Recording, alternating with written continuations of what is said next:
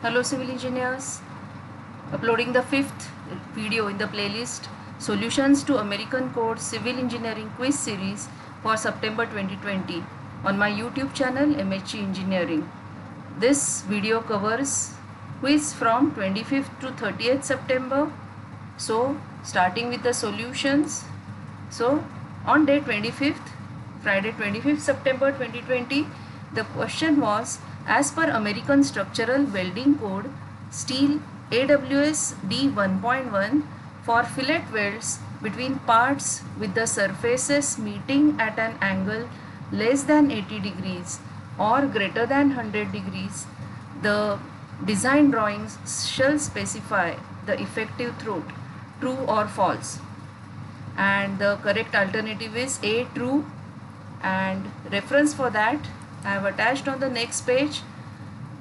So refer below American Structural Welding Code Steel, that is AWS D1.1 2015, and chapter 2 page 5 clause 2.3.4 weld size and length. So here I have attached a cover page of AWS D1.1, that is the welding code of America, that I have pasted over here. Also there is a clause 2.3.4 I have cut pasted. In that, part 2 says, for welds between parts with the surfaces meeting at an angle less than 80 degrees, that is acute angle, or greater than 100 degrees, that is obtuse angle, the contract document shall specify the effective throat. So in such cases, when the two members meeting are not at right angles to each other, they are within the angle is within this range, then the contract document, that is the drawing, should show the effective throat of a weld. So this is a small sketch. These are the two parts inclined with some inclination, then we require to specify the effective throat. So this is answer to day 25. Now going to day 26, it's Saturday 26 September 2020. The question was, as per the latest AC7, the loading code, for what slopes the roof is considered free of snow loads?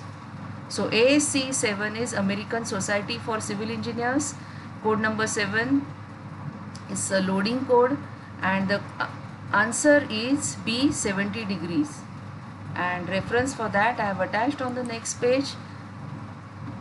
So this is ASC 7's 2016 cover page of the code, and in chapter 7 page 54 clause number 7.4.3 is about the snow loads and the roof slope factor for curved roofs. Portions of curved roofs that have a slope exceeding 70 degrees shall be considered free of snow loads, that is CS is equal to 0. So if the slopes are steeper than 70 degrees, we need not consider the snow load on the roofs. Okay, so this was answer and references given for question number 26 on day 26 of the September. Now going to question 27. It is Sunday 27 September. Question is, as per the latest AC7, what angle of repose is assumed for the snow loads on the pipes and cable trays? The answer is B, 70 degrees. And the reference is, the correct answer is B, 70 degrees. Refer below cover page of ASC 716, chapter 7, page 64, and figure 7.13 to A to B. So this all reference is given. So this is a pipe, and on that the snow is collected, snowfall is collected. So they have given the pipe diameter plus 2 into insulation thickness as applicable, the flat roof slope load P assumed at an angle of repose 70 degrees. So for a pipe having pipe diameter plus 2 times insulation, the snow load is assumed to be making angle 70 degrees. This is that angle 70 degrees with respect to pipe. Okay, and I have also attached the figure 7.13 2b, snow load on individual pipes and cable trays. Here Figure number 7.13.2a, snow load on individual pipes and cable trays with diameter or width less than or equal to 0.73 pf upon gamma. So for lesser loads also they have said below this is the angle of repose. So all the snow beyond that angle is assumed to be sliding down and falling off the pipes, and the only one which is accumulated on the pipe and transferring load on the pipe, snow load on the pipe, that is assumed to be making angle of 70 degrees. So this is 70 degrees, and a triangle with isosceles triangle angle of 70 degrees transfers the load on the pipe, snow load on the pipe. So this was day 27. Now day 28, Monday 28 September 2020. Question was, for a tension member say W8 by 21, the tensile yielding strength will be more or tensile rupture strength will be more. And the correct alternative is A, tensile yielding strength. And for reference I have attached cover page of AISC 16. AISC 16 is American Institute of Steel Construction. 2016 is the latest version of a steel code, and formulae for chapter D, design of members for tension, on page 16.128 it is given that for tensile yielding in the cross section and tensile rupture is in the net section, so that tensile yielding strength is supposed to be more up to certain diameters. Okay, now day 28, net area is B minus N into diameter of hole into T. Okay, for grade 36 steel where Fy is 36 KSI, KSI means kilo pounds per square inch. American codes, in America they still use foot pound system as compared to our SI system or MKS system. This 36 KSI corresponds to 248 MPa. That means like our 250 MPa, Fy 250, and ultimate tensile stress for grade 36 is 400 MPa. So effective net area for tension member is An into U, and U is a shear lag factor, and it is defined or determined from table D 3.1. And for tension members where the tension load is transmitted directly to each of the cross sectional elements by fasteners or welds, U is considered 1.0. So effective area is same as net area, and net area is found by B minus N into dia of hole into T. Okay, so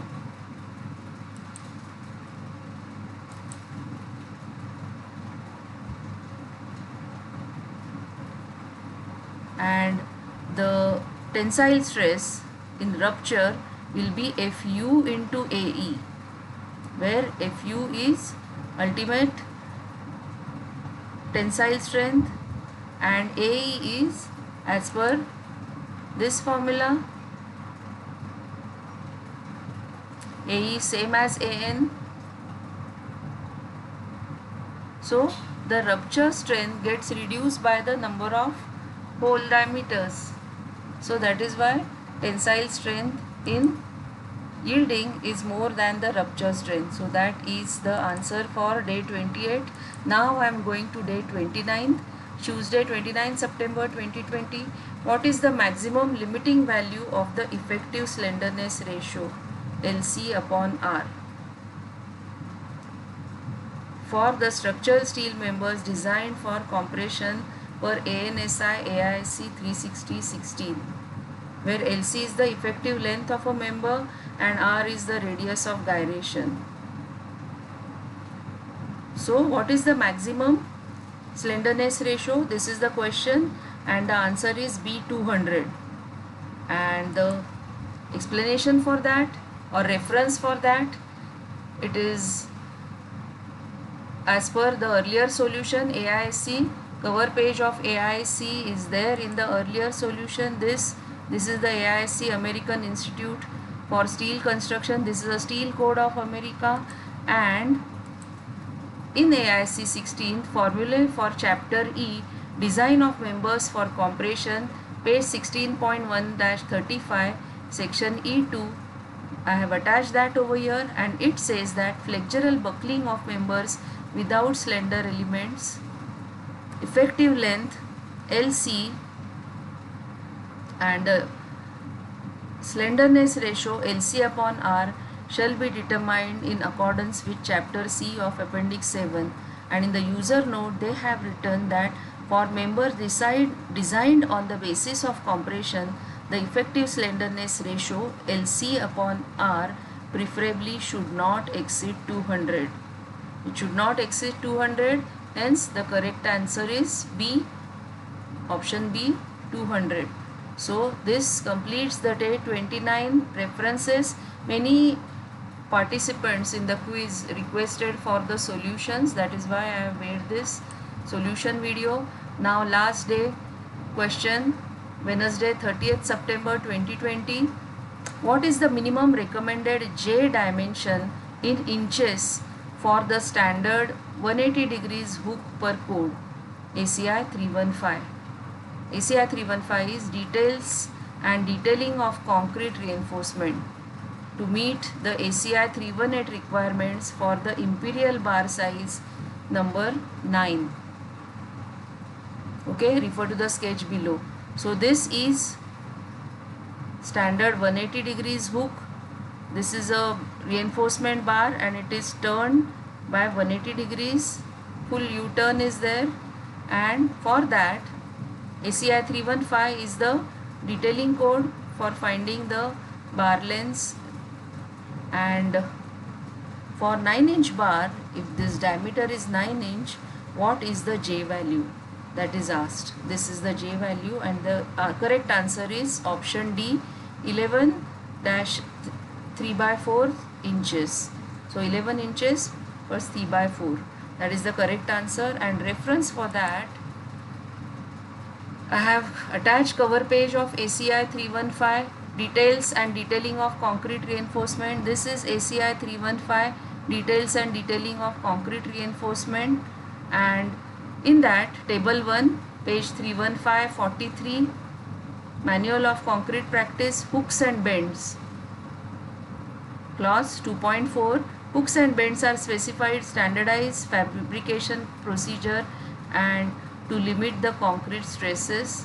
So details and detailing of concrete reinforcement, table 1, standard hooks, all specific sizes recommended meet minimum requirements of ACI 318, and then they have shown this same sketch, a standard hook of 180 degrees, and this is the J dimension.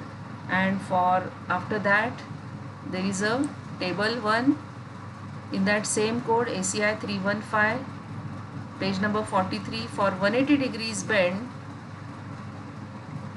the dimension J in foot or inches is 11-3/4 for bar size, imperial bar size 9.